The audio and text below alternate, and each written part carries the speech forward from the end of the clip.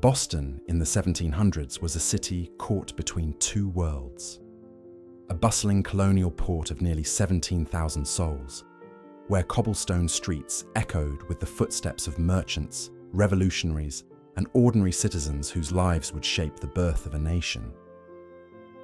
This was a place where Puritan traditions clashed with Enlightenment ideas, where British authority met growing colonial resistance, and where the seeds of American independence were quietly taking root in taverns, meeting houses, and along the winding harbour front.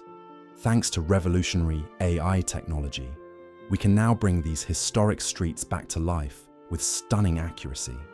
By analysing countless 18th century maps, engravings, and detailed historical records, we're able to recreate the sights, sounds, and atmosphere of colonial Boston as our ancestors experienced it.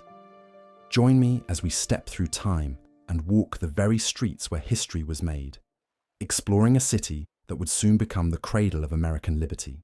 This is Boston Common in the early 1700s, America's oldest public park and the beating heart of colonial life.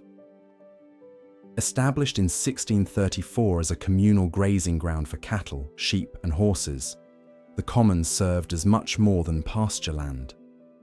This 50-acre expanse was where Bostonians gathered for militia training, public executions, and community meetings that would echo through the ages. Notice the rough, unpaved pathways crisscrossing the field and the simple wooden fences marking property boundaries. The elegant, tree-lined mall we know today didn't exist yet. Instead, this was working land where livestock grazed freely among the stumps of cleared forest. The tall elm trees scattered across the Common provided shade for public gatherings and served as natural landmarks in a city still finding its identity. On training days, you would have witnessed the local militia drilling with muskets and pikes, their movements coordinated by shouted commands that prepared them for conflicts both foreign and domestic. These same fields would later host British troops during the occupation that preceded the Revolution, transforming this peaceful common into a symbol of resistance. Here stands the old State House, completed in 1713 as the seat of Massachusetts colonial government. This elegant brick building with its distinctive clock tower represented the height of Georgian architecture in the New World. From its second-floor chambers, royal governors administered British law, while colonial representatives below debated the rights and privileges that would eventually lead to revolution.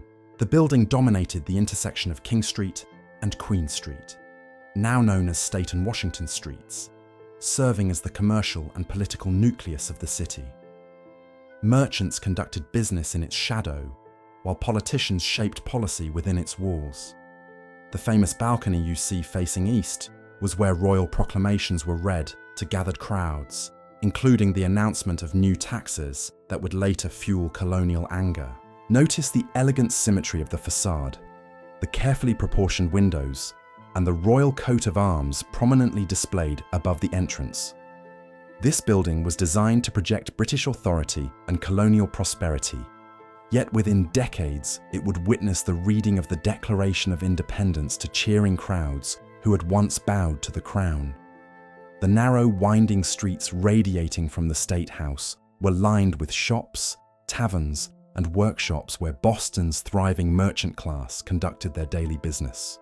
These weren't the broad avenues of later urban planning, but medieval lanes inherited from the city's earliest settlers, creating an intimate urban landscape where neighbours knew each other and news travelled quickly from door to door. Moving toward the harbour, we encounter Long Wharf, Boston's commercial lifeline stretching nearly 2,000 feet into the deep waters of the harbour. Completed in 1710, this massive wooden pier revolutionized trade in New England, allowing large ocean-going vessels to dock directly at the city's doorstep, rather than anchoring offshore and transferring cargo to smaller boats. The wharf bustled with activity from dawn to dusk. Longshoremen hauled barrels of molasses from the West Indies, bales of tobacco from Virginia, and manufactured goods from London. The air was thick with the smell of tar, salt spray, and exotic spices from distant lands. Sailors speaking dozens of languages mingled with local merchants, creating a cosmopolitan atmosphere that belied Boston's Puritan reputation. Warehouses lined both sides of the wharf, their massive timber frames designed to store the wealth of nations. Fish from the Grand Banks, lumber from Maine forests, and rum distilled in local distilleries all passed through these buildings on their way to markets throughout the Atlantic world. This single structure made Boston one of the most prosperous ports in North America, generating the wealth that would fund both revolution and independence. The view from the end of Long Wharf offered a stunning panorama of Boston Harbor, dotted with islands that served as everything from quarantine stations to military fortifications. Castle Island, visible in the distance, housed Fort William, the primary defense against naval attack. These waters teemed with fishing boats, merchant vessels, and the occasional warship, creating a forest of masts that proclaimed Boston's maritime dominance. Walking back toward the city centre, we find ourselves in the North End, a densely packed neighbourhood of narrow streets and modest wooden houses where working families made their homes. This was the most ethnically diverse part of colonial Boston, home to English artisans, Irish labourers, and a small but significant population of free African Americans who worked as sailors, craftsmen, and domestic servants.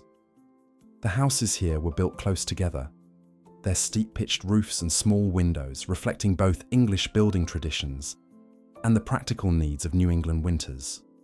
Most were 2 or 3 stories tall, with shops or workshops on the ground floor and living quarters above. The smell of wood smoke, cooking food, and various trades filled the air, creating an atmosphere of industrious community life. In these crowded lanes, master craftsmen passed down their skills to eager apprentices, who would one day establish their own shops and workshops. The rhythmic sounds of hammering echoed from blacksmith forges, where horseshoes and household implements took shape under skilled hands. Silversmiths like Paul Revere crafted elegant pieces that adorned the homes of Boston's wealthy merchants, while coopers bent wooden staves into the barrels that would carry New England goods across the Atlantic. The narrow confines of the North End fostered a tight-knit community where neighbours relied on each other for everything from borrowed tools to shared news from the wider world. Children played in the streets between horse-drawn carts, while women gathered at wells and market stalls to exchange gossip and conduct the daily business of colonial life. This was a neighbourhood where everyone knew everyone else's business, creating both comfort and tension in equal measure. Here stands the Old North Church, officially known as Christ Church, rising majestically above the surrounding neighbourhood with its distinctive wooden spire reaching toward heaven. Built in 1723, this Anglican house of worship served Boston's growing Episcopal community while embodying the finest traditions of English ecclesiastical architecture adapted for New World conditions. The church's elegant interior featured high-backed box pews where wealthy families claimed their hereditary seats, arranged in strict social hierarchy that reflected colonial Boston's emerging class distinctions. The impressive pipe organ, one of the finest in North America, filled the sanctuary with music that transported worshippers far from their daily struggles. Elaborate chandeliers cast dancing shadows across walls, adorned with memorial tablets commemorating prominent parishioners who had shaped the colony's destiny. What makes this building truly remarkable is its commanding view of the harbour and surrounding countryside. From its towering belfry, observers could see for miles across the water, making it an ideal location for signalling ships or watching for approaching vessels. The church's elevated position would later prove crucial during the events leading to revolution, when its spire became a beacon for coordination between patriots in the city and their allies in the countryside. Moving south toward the city's financial district, we discover a maze of counting houses, insurance offices, and merchant establishments that formed the beating heart of New England commerce.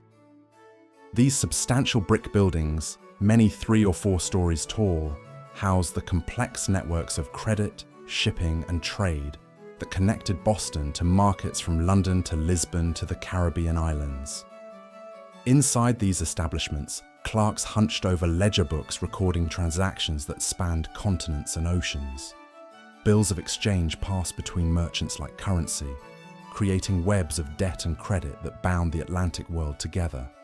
The latest news from European markets determined the price of everything from beaver pelts to barrel staves, making information as valuable as any physical commodity.